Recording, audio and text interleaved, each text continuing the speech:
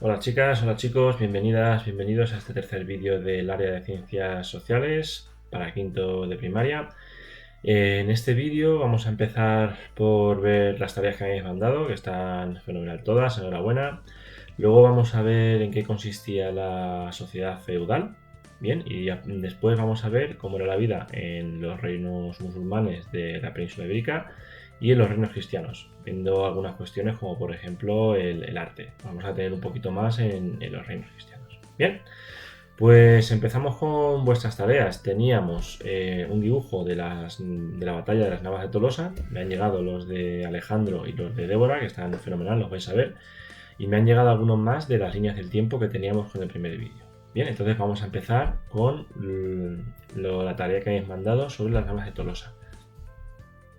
Vale, la primera que tenéis aquí es la representación, el dibujo que ha hecho Alejandro, como veis está estupendo, está genial. Tenemos abajo el califato almohade. Acordaos que los reinos musulmanes habían sido invadidos por los almohades que venían del actual Marruecos.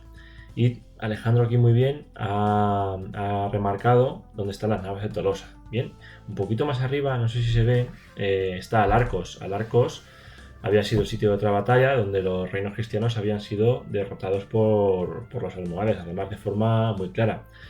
Y ahí fue donde los reyes cristianos, no todos, acordaos que los reyes de Portugal y León no participaron en la batalla de las Navas de Tolosa, participaron caballeros voluntarios de sus reinos. Pues allí fue donde vieron que había un riesgo importante de que los almohades conquistasen de nuevo toda la península. Si os fijáis abajo están los guerreros almohades. No sé si veis también aquí que hay un guerrero, un soldado a caballo con un arco. Este, por lo visto, era la principal fortaleza del ejército almohade, los arqueros a caballo. Los caballeros cristianos, si los veis arriba, pues iban a caballo, los caballos llevaban armadura, los cristianos también llevaban una armadura muy pesada y eran caballeros muy, muy pesados, se movían con mucha dificultad. Luego, en la distancia corta, en el cuerpo a cuerpo, pues claro, eran temibles porque tenían mucha fuerza, pero claro, los guerreros almohades a caballo tenían mucha más movilidad y los superaban. Entonces parece ser que las navas de Tolosa dieron con la fórmula para superar a los guerreros almohades, a los arqueros a caballo. Está genial, Alejandro, me ha encantado. Muy bien, se ven muy bien todos los reinos cristianos, cómo estaba la reconquista en ese momento y está fenomenal, enhorabuena. Tenemos también el dibujo que nos ha mandado Débora. Aquí lo tenéis, el rey Alfonso VIII derrotando al Nasir, que levanta las manos. Está muy bien, me ha gustado mucho sobre todo el detalle del sol. Fijaos que la batalla fue en verano, en un sitio de clima mediterráneo típico, entonces sabéis que los veranos allí son secos y calurosos. Eh, es de prever que la batalla tuvo lugar un día de mucho, mucho calor, entonces eso pues le añadió bastante dificultad seguramente a la batalla. Está muy bien, Débora, me ha encantado, genial, fenomenal. Tenemos también que comentar las líneas del tiempo que han llegado. Bien, aquí tenemos también la de Débora. Si os fijáis, pues ha dividido también las edades de su día con colores y les ha puesto dentro el nombre de la edad del desayuno, la edad del juego, la edad de la comida. Y debajo, muy bien, tiene puesto la hora de inicio de cada una de ellas. Esto sería como las fechas claves que hemos estudiado nosotros, como el año 711, con la batalla de Guadalete, con 1212, la Navas de Tolosa. Muy bien, de buena, muy claro y muy bien hecho, te ha quedado genial. Tenemos aquí la de Eva, es muy original, ¿veis? La ha dividido con estas líneas curvas y ha ido poniendo las horas en la que hacía cada cosa. Bien, entonces la línea está dividida por estas rayas, no tiene puestos los colores, pero está muy bien, muy claro, muy limpio y muy bien presentado. Eva, genial. A continuación tenemos la de Iker. Igual, fijaos, también ha empezado muy bien el día a las 12 y ha terminado a las 12, o sea que el día está completo. Ha puesto las horas clave a las que va cambiando de actividad. Bien, entonces está muy muy claro a qué hora empieza cada cosa. Había marcado los periodos que duran cada una de ellas. Está entonces muy muy bien hecho, Iker. Genial. Siguiente que tenemos es la de Laura. Laura igual ha puesto arriba las horas, las 24 horas del día y ha dividido. abajo ha puesto lo que hace cada una, lo que sería la edad. Bien, si fuera mucho más de un día. Pero está todo muy bien. A las 8 el aplauso. Muy bien, Laura, fenomenal. Y aquí tenemos ahora la de Natalia. Fijaos qué limpia y qué bien hecha está. Está muy, muy, muy bien presentada. Igual, empieza a las 0 horas, a las 12 de la noche y termina a las 12 igual, exactamente. Tiene también su momento de los aplausos. Muy bien que tengas aquí un rato para ayudar en las tareas de casa. Está clarísimo cuándo empieza y cuándo termina cada etapa de tu día y qué elemento clave hay para dividirlo. Muy bien hecho Natalia, genial. Tenemos aquí la de Vero. Vero nos ha hecho una línea del tiempo de la Edad Media, entonces nos viene muy bien para repasar lo que hemos visto y continuar con el hilo de lo que vimos en el vídeo anterior. O sea, 476, la caída del Imperio Romano, ya empieza la Edad Media. Tiene aquí muy bien marcado el tiempo de dominación de los visigodos, Al-Ándalus y cuando empiezan los reinos cristianos. Muy bien, 711, la invasión de los musulmanes con la batalla de Guadalete. Muy bien puesta también en 1212 la batalla de las Navas de Tolosa.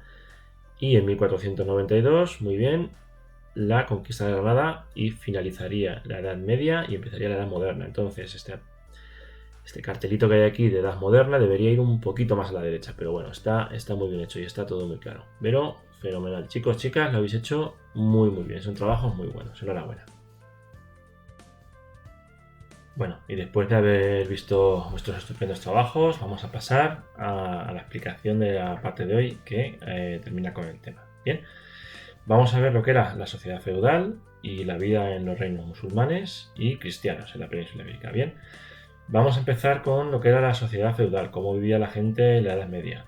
Fijaos que había pasado una cosa, la gente de la población estaba acostumbrada a que la defendiesen los romanos, a que la defendiesen las legiones, entonces se había olvidado de pelear. Con la retirada de los romanos se vio indefensa ante las invasiones de los pueblos germánicos. Entonces, ¿a qué recurrió la gente? Pues a una cosa que se llama el vasallaje, que se daba en lo que es el feudo. ¿Vale? El feudo, ves aquí en la foto, un feudo es un territorio que está gobernado por un señor, que era un noble, bien, y el noble les daba protección a cambio de que los vasallos hicieran algún trabajo para él, pues normalmente en cultivar sus tierras, cuidar de su ganado o incluso servir de soldados cuando le hiciese falta. ¿Qué pasaba? Que este señor a su vez era vasallo de otro señor más poderoso. Entonces cuando este señor lo llamaba a la guerra, este señor que tenía un rango inferior en cuanto a la nobleza, pues acudía también a él. Arriba del todo estaría el rey, que era el señor de todo el reino. Bien, todos los habitantes del reino eran vasallos del rey. Entonces, para esto había una especie de contrato que se llamaba el vasallaje, lo veis aquí. Bien, una persona era vasalla de otra y le tenía que servir. En este esquema que se ve aquí, pues bueno, el señor protegía a los vasallos y a cambio de ello los vasallos pues cultivaban sus tierras, le daban dinero cuando hacía falta o incluso participaban como soldados, ¿vale? Una forma de organizarse. Fijaos que en el feudo una de las cosas principales era el castillo. El castillo era donde se ofrecía la protección que daba el señor. Bien, entonces fijaos, toda la sociedad, menos el rey, siempre alguien era vasallo de alguien. ¿Veis aquí en esta foto cómo sería una especie de feudo? Tenemos aquí el castillo, que se parece bastante al castillo de Belmonte. Aquí a caballo estaría el señor y aquí cultivando las tierras, pues los siervos, los vasallos. Bien. Aquí tenéis otra imagen, esta es de la época, pues se ve a los siervos sembrando los campos, cultivando y al fondo se ve el castillo. Entonces cuando alguien les atacaba, pues los bárbaros, los musulmanes, quien fuese, otro feudo, ellos se protegían en el castillo. Bien, veis que el castillo es una figura muy importante en la Edad Media. El reino de Castilla se llama así precisamente por eso, porque abundaban los castillos. Conforme iban avanzando en la reconquista, iban haciendo castillos para fortificar. Bien. Entonces, esto que parece una buena idea a priori, tenía muchos problemas al final. Visteis que en la Edad Media el conflicto era constante, estaban constantemente en guerra. ¿Por qué? ¿Qué pasaba? vamos a ver aquí un pequeño vídeo que he hecho yo aquí casero, espero que se entienda bien, y lo explicamos bien. Bueno, aquí tenéis un pequeño esquema de cómo sería un reino, bien, dentro de la sociedad feudal. Veis que está organizado en feudos, ¿vale? El feudo es el castillo y el territorio que tiene al lado, ¿veis? Pues tiene unos bosques que pertenecían al señor, una serie de aldeas, unos pueblos con sus vasallos, ¿vale? Que se dedicaban a cultivar la tierra y el ganado para darle luego una parte o casi todo al señor. Y veis que, bueno, abajo están los feudos más pequeños, que estos eran vasallos de los más grandes, que a su vez eran de los más grandes, y al final todos eran vasallos del rey. Entonces, ¿qué pasaba con esto? Imaginad, pues bueno, que un reino extranjero ataca a este feudo. Bien, ¿qué es lo que harían los demás? Pues bueno, este va y lo defiende, este va y lo defiende, este va y lo defiende, todos lo defienden. Al final incluso, pues el rey puede llamar a los demás feudos para que vayan todos a defenderlo. Bien, esto en teoría, pues bueno, era una forma bastante segura de organizarse. Pero ¿qué pasaba muchas veces? Pues bueno, imaginaos que este feudo de aquí, con sus feudos vasallos, ha tenido un año de malas cosechas, por lo que sea. Puede ser que el feudo este de aquí intente conquistarlo. Bien, él y sus aliados lo atacan. Dice, oye, como sois mis vasallos, me tenéis que obedecer y vamos a atacar a este feudo. Bien, entonces, ¿qué pasa? Que este feudo que tenemos aquí, pues a lo mejor es más pequeño y no le compensa acudir a la llamada del rey para atacar a estos, para defender a estos. Entonces, ¿qué puede hacer? Pues no hacer nada. Puede ser entonces que este feudo de aquí, este de la derecha que hemos visto, pues se quede con todo esto. Entonces, ¿qué pasa? Que es más poderoso el rey. Incluso podría llegar a atacarlo para que convertirse en el rey. Esto acordaos que los visigodos estaban constantemente en guerra. También le pasó a los musulmanes con los reinos de taifas. Bien, muchas veces no acudían a la armada del señor o incluso entre ellos se aliaban. Imaginaos que pasa esto. Sin necesidad de atacarse, se alían y atacan al rey, atacan al señor. Los otros feudos, ¿qué podían hacer? Pues incluso aliarse con ellos si ven que la fuerza es mayor y dejar al rey solo. Bien, entonces, por eso la Edad Media era una época de mucho conflicto, de muchas batallas. Bien. Vale, seguimos. Aparte de lo que hemos visto, la sociedad medieval se distinguía porque era una sociedad estamental. Este término es bastante complicado de entender al principio, pero bueno, lo iremos viendo durante más años. Una sociedad estamental significa que está dividida en estamentos. Los estamentos eran categorías donde estaba la población, donde estaba la gente, y lo que pasaba es que, primero, de estos estamentos era muy difícil cambiar de uno a otro. Si nacías en un estamento, seguramente te ibas a morir en ese estamento, no había posibilidad de cambiar. Y luego, aparte de estos estamentos, había unos que eran los no privilegiados, que eran los que no tenían derechos, realmente esta era una propiedad privada del señor, y luego los privilegiados, que tenían derechos. Los no privilegiados además pagaban impuestos, los privilegiados no pagaban impuestos. ¿Quiénes eran los no privilegiados? Pues eran los campesinos, los pequeños comerciantes, los ganaderos, en fin, la mayoría de la población. ¿Quiénes eran los privilegiados? Los que tenían derechos y no pagaban impuestos, pues los nobles y el clero, los religiosos. Bien, luego dentro de ellos había categorías, había una baja nobleza que tenía pocas posesiones, luego una alta nobleza, que eran los nobles más poderosos y más ricos. Con el clero pasaba igual, había un bajo clero, que eran los sacerdotes, bueno, de las poblaciones más pequeñas, y luego un alto clero, que eran ya pues los obispos y los que tenían un cargo más alto. Y en la cima de todos estaba el rey, ¿bien? Que era el señor de todos los demás. Bien, esto se suele representar con una pirámide por eso, porque la mayoría de la población, la parte más baja, pertenecía a los no privilegiados. De todas formas, veis que este esquema está simplificado. De hecho, la base de la pirámide debería ser muchísimo más grande porque era casi toda la población. Bien. Vale, pasamos a la siguiente parte, que es la vida en los reinos musulmanes. Bien, los musulmanes, sabéis que el Islam es una religión, los musulmanes tienen 5 preceptos, ¿vale? Es una religión que se basa en 5 mandamientos fundamentales. El primero es reconocer a Alá como el único Dios y a Mahoma como su único profeta. Tenemos en español una palabra que es ojalá, que significa lo que quiera Alá. De eso lo decimos cuando queremos que algo pase. O sea que fijaos la influencia que han tenido los musulmanes en la península. Tenéis ahí una imagen que son los nombres de Alá y Mahoma, ¿vale? Esto lo vais a ver en muchos monumentos, en muchas representaciones de arte musulmán. ¿Por qué? Porque es una cosa curiosa. Los artistas musulmanes tenían prohibido representar la naturaleza. Entonces, para representar a Alá y a Mahoma, pues ponían los nombres. Bien, esto está en un montón de monumentos. Vamos a verlo después en el Patio de los Leones de la Alhambra. Una cosa bastante curiosa con esto. Bien, el siguiente precepto es orar 5 veces al día, ¿vale? Lo tienen que hacer además en dirección a la Meca, que es la ciudad sagrada para los musulmanes. ¿Qué otro mandamiento fundamental tienen? Que es peregrinar a la Meca. Como hemos dicho, es la ciudad sagrada para los musulmanes. Tienen que ir una vez en la vida a la Meca. Esto que veis aquí es la Kaaba, que es una roca que es sagrada para los musulmanes. Cuando llegan a este recinto tienen que dar 7 vueltas. Bien. ¿Qué tienen que hacer además de peregrinar a la Meca, orar y reconocer a Alá y Mahoma? Tienen que guardar el Ramadán.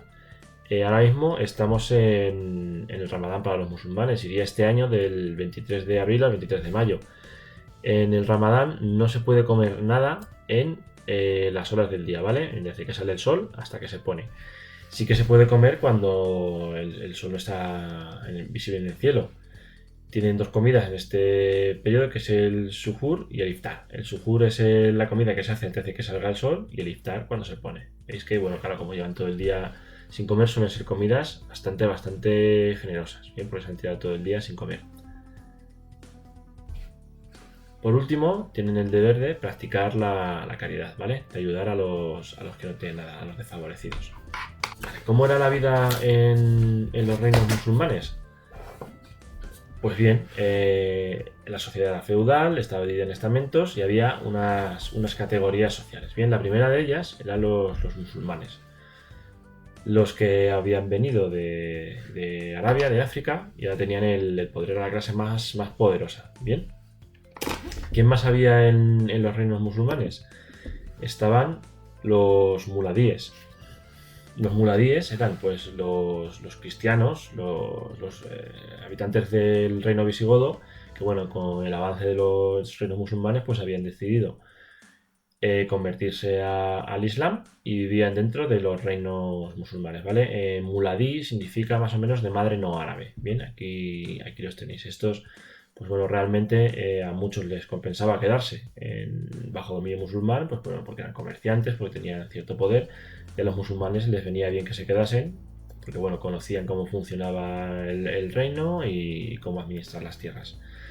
¿Quién estaba también dentro de los reinos musulmanes? Estaban los mozárabes. Bien, los mozárabes eran cristianos que seguían conservando su religión y vivían dentro de los reinos musulmanes, ¿vale? Los musulmanes les permitían, a cambio de tener menos derechos, vivir con ellos en sus reinos.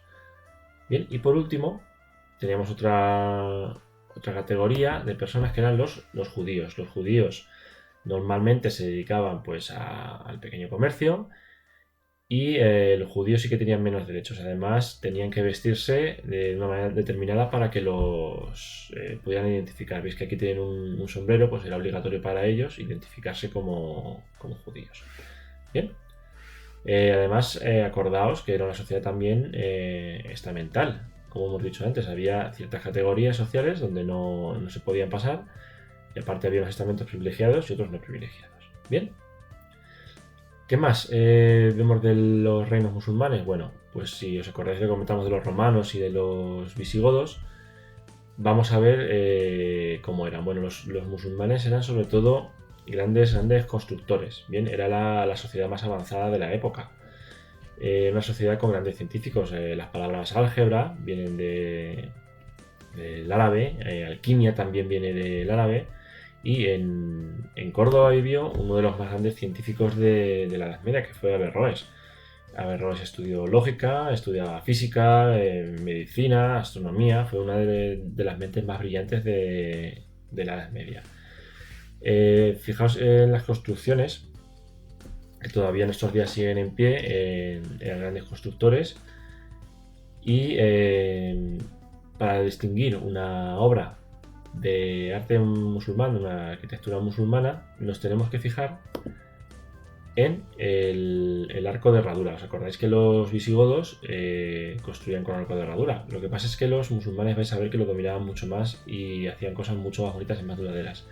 Esto que vais a ver ahora es de la Catedral de Córdoba, que antes era la Mezquita de Córdoba. ¿Veis? Aquí veis en la imagen una reconstrucción de cómo sería. Esta torre que tenéis aquí es el minarete, que es de donde se llamaba la oración, no utilizaban las campanas como los cristianos. Y dentro es un edificio muy grande. Lo que pasa es que no tiene paredes para facilitar, bueno, que se reúna mucha gente y pudiesen orar allí. Bien. Ahora mismo es la Catedral de Córdoba. ¿Qué pasa? Que cuando los cristianos conquistaron Córdoba, pensaron que un edificio tan bonito no lo podían tirar, porque lo que hacían los cristianos era tirar las mezquitas y construir encima las catedrales. De hecho, la Catedral de Cuenca se piensa que está sobre la antigua mezquita de la ciudad musulmana de Cuenca. Bien. Aquí los tenéis, tienen arcos de herradura, pero fijaos, no tienen unas paredes tan gruesas como los visigodos, saben construir mucho más, están mejor decoradas. Fijaos en las columnas, cómo están rematadas, qué efectos tan bonitos tienen. Entonces fijaos que sí, utilizaban el arco de herradura, pero mucho más estilizado, mucho más conseguido que los visigodos. Bien. Fijaos aquí lo que os he comentado antes del patio de los leones de la Alhambra. Fijaos, estos bichos que hay aquí les llaman leones, lo que pasa es que no se sabe muy bien qué son. Así a simple vista parece que el escultor no era muy hábil y ha hecho una especie de animales como le han salido. Pero si veis por detrás cómo está tallada la piedra, la han hecho como si fuese una escultura en papel, o sea, realmente son agujeritos muy pequeños con un montón de detalle. Entonces eso indica que los escultores eran muy hábiles. ¿Por qué los leones tienen esta pinta? Pues porque acordaos que el Islam prohíbe reproducir la naturaleza. Entonces hicieron esta especie de bichos que no se sabía muy bien qué era, pero fijaos en los arcos y todos los detalles que tienen, lo hábilmente que eran capaces de construir. Bien, más cosas. Fijaos, los árabes vienen de Arabia, vienen de la península arábiga y además estuvieron en el norte de África. ¿Qué nos dejaron en la península ibérica? Pues un montón de nuevos cultivos. El arroz, por ejemplo, lo trajeron ellos. Un plato tan tradicional o tan típico de España como es la paella, no lo tendríamos si no fuese por los musulmanes. Como venían de sitios muy áridos, manejaban muy bien el regadío. Tenemos palabras, por ejemplo, como acequia. Bien, entonces toda la zona de huerta que hemos visto que predomina en la región de Murcia, en Alicante, en Valencia, pues tiene una herencia musulmana. Bien, la trajeron ellos la forma de trabajar la tierra. Una cosa muy clara que vemos en nuestros días es el lenguaje, cómo influyó los reinos musulmanes en nuestra lengua. Tenemos un montón de palabras de origen árabe. No os confiéis, no son todas las que empiezan por al, como por ejemplo álgebra que hemos visto antes o almohada. Almuerzo, por ejemplo, es de origen romano, pero bueno, sí que casi todas las que empiezan por al podría ser que fuesen de origen musulmán. Hay una forma muy clara de verlo, que es en los pueblos, los nombres de los pueblos, de las localidades. En Cuenca tenemos un montón de ejemplos. Por ejemplo, tenemos cerquita un pueblo que se llama Albalate de las Nogueras. Albalate viene de Albalat, que significa el puente. Aquí veis en la foto este puente que está en Albalate, que es un puente chiquitín, que es un puente medieval, pues así le llamaron los musulmanes, Albalat, el puentecito. Bien, Alarcón, que es un sitio muy chulo de aquí de Cuenca, si ves en la foto, está hecho sobre una hoz, sobre una curva muy pronunciada del río, pues Alarcón significa eso, el recodo, la curva en el camino. Se nota bastante bien el origen de la palabra, del nombre de Alarcón. Tenemos también otros sitios como Almodóvar, bien, pero no todos los que empiezan por al son de origen árabe. Incluso tenemos otros que no empiezan por al y son de origen árabe. Tenemos Zafra, de Záncara, veis aquí la foto de este pueblo. Zafra viene de Sahara, que más o menos es piedra. Entonces fijaos, el pueblo está sobre un montículo gigante de piedra, bien, por eso tiene ese nombre. Tenemos también, yendo hacia Motilla del Palancar, un pueblo que se llama Baldón. Esto parece ser que viene de la palabra Yabal, que es un montecito, una montaña muy pequeña, una loma. si veis en la foto, se ve que el pueblo está sobre una montañita muy, muy pequeña. Entonces veis que la dominación árabe en Cuenca dejó un montón de huella en forma de nombre, además de los cultivos y las palabras que nos dejaron. Vale, pasamos a los reinos cristianos. Los reinos cristianos, como hemos dicho antes, pues se dividían en una forma feudal, con una sociedad estamental. ¿Y qué grupos teníamos allí? Pues bueno, primero los cristianos. Los cristianos podían pertenecer a las clases privilegiadas o no privilegiadas. Tenéis aquí en la foto, pues, cómo vestían los nobles de la época. Los nobles de la época sí que eran todos cristianos obligatoriamente.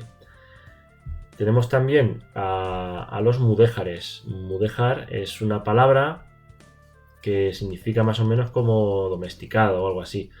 Los mudéjares eran, según avanzaba la Reconquista, eran musulmanes que se habían convertido al cristianismo.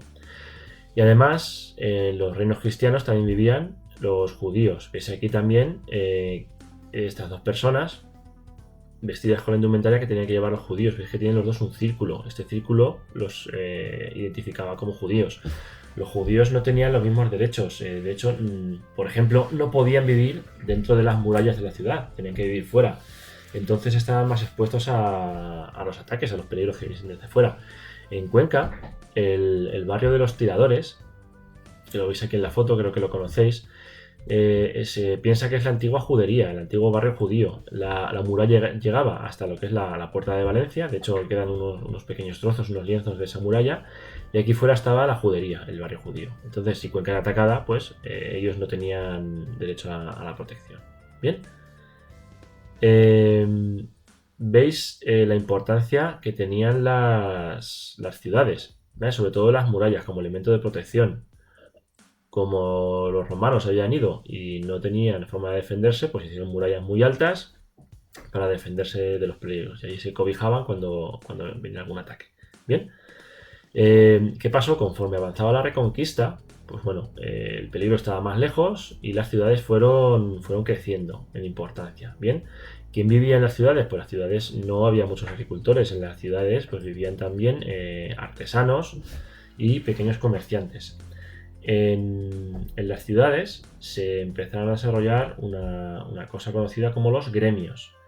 ¿Vale? Los gremios eran asociaciones de artesanos, sobre todo, que se protegían entre ellos. Bien, estaba el gremio pues, de los zapateros, estaba el gremio de los que trabajaban las telas, el gremio de los que fabricaban utensilios, de los herreros, de los carpinteros. Bien, solían vivir cerca unos de otros y además se protegían. Bien, entre ellos, pues, por ejemplo, fijaban los precios y no se hacían la competencia para que todos ganasen lo mismo.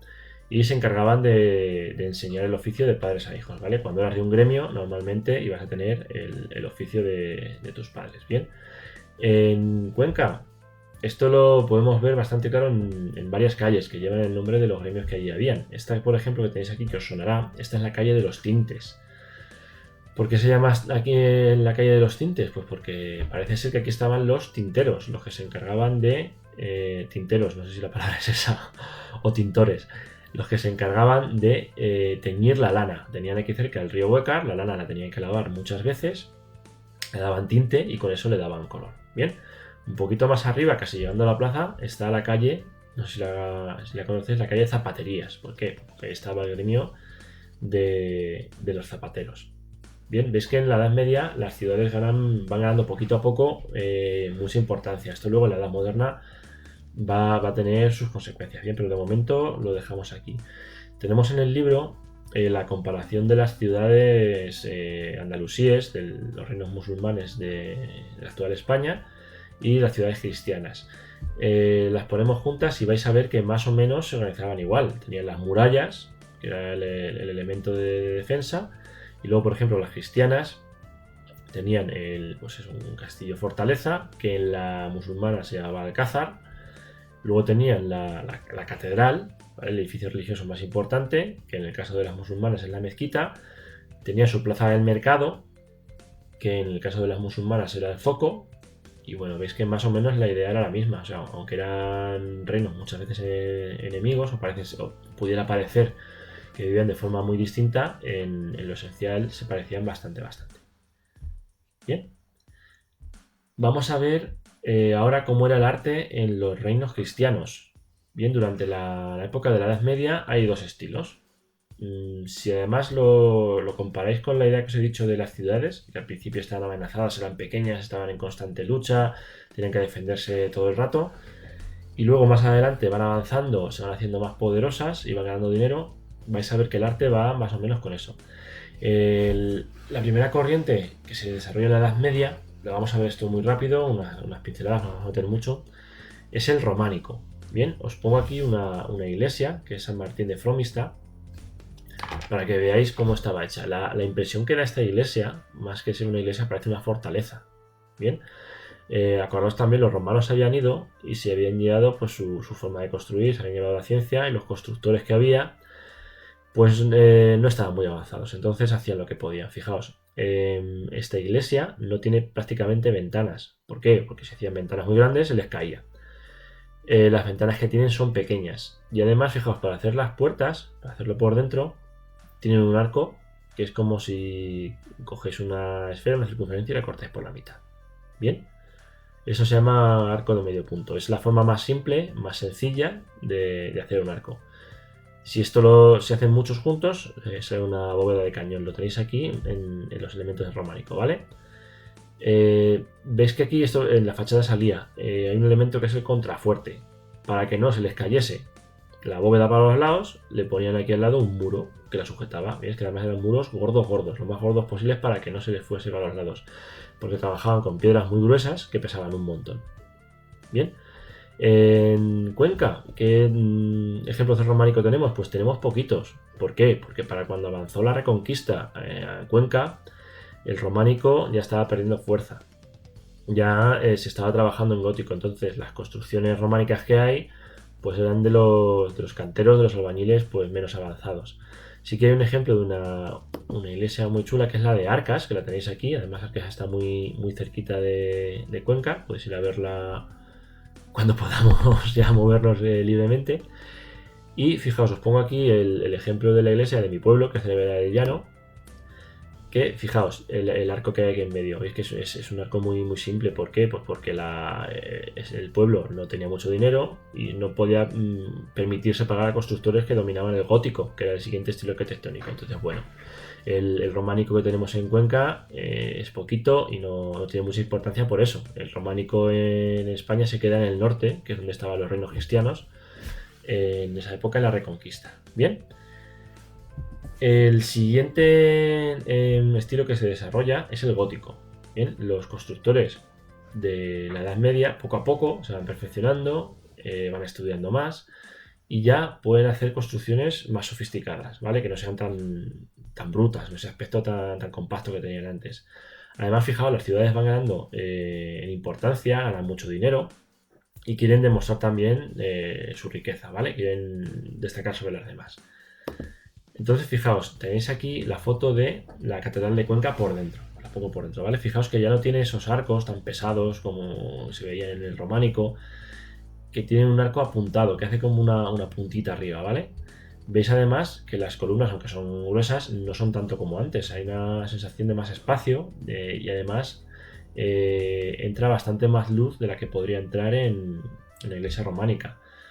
Fijaos aquí, os pongo la Catedral de Toledo. Veis además también cómo ya tallan con mucho detalle la roca, la piedra. Tiene una impresión de que son edificios más estilizados, que crecen como hacia el cielo. ¿Qué permite esto? Pues uno de los ejemplos más claros que os puede permitir identificar una obra del gótico, aparte de los que os he dicho antes, ¿vale? De las bóvedas y eso, son los que vemos aquí. Los rosetones y las vidrieras. Como los muros ya no son tan gruesos, como ya tenemos mucho más espacio, ¿qué vamos a hacer? Pues hacemos vidrieras, ¿vale? Cristales de colores, y aquí dentro pues representamos escenas de la Biblia. Eso permite que entre mucha luz en la catedral, y aparte, bueno, esto antes en el románico se hacía pintando en la pared y queda bastante peor que esto. Y el rosetón que se ponía en la entrada, ¿veis? Esta forma redonda solía estar eso en la entrada de las catedrales y daba también mucha luz al interior. La Catedral de Cuenca lo sigue conservando. Lo que pasa es que cuando vayáis a la Plaza Mayor y os fijéis en la catedral, la fachada que tiene no es la original. Ha sufrido 2 remodelaciones. Tuvo otra fachada anteriormente, luego la torre se cayó, esto lo voy a explicar en clase si queréis, y hicieron luego una fachada que, bueno, imita al estilo gótico, lo que pasa es que encima está sin terminar. Entonces, para hacernos una idea de cómo era la Catedral de Cuenca, hay una catedral gemela, ¿vale? Se supone que los planos que utilizaron son los mismos que para la de Cuenca. Esto se sabe porque la mujer de Alfonso VIII, Leonor Plantagenet, era de Francia, entonces parece ser que se trajo a los arquitectos y a los canteros de Francia. Esta catedral que os digo es la Catedral de Soissons y está aquí en Francia, esta es la foto. La Catedral de Cuenca, en el tiempo en que se construyó, debe ser una cosa muy, muy parecida a esta. ¿Veis en el centro el rosetón? Y si os fijáis es igual que el de la Catedral de Cuenca. Y luego, bueno, la entrada con este arco apuntado ojival, ¿vale? Ya no es un semicírculo como en el románico, ¿vale? Fijaos también las ventanas, aquí los contrafuertes que les ponen no son tan pesados. Bien, entonces para identificar el estilo gótico, veis que son edificios más estilizados, que tienen el arco este de medio punto, los rosetones y las vidrieras. Las vidrieras que tenemos en la Catedral de Cuenca son espectaculares, lo que pasa es que son de una época posterior. Bien. Vale, chicos, chicas, con esto acaba el tercer vídeo de sociales. Hemos ido deprisa, como no puede ser otra cosa, tampoco podemos profundizar mucho como si estuviéramos en clase. Entonces, veis el vídeo, leéis las páginas de los libros.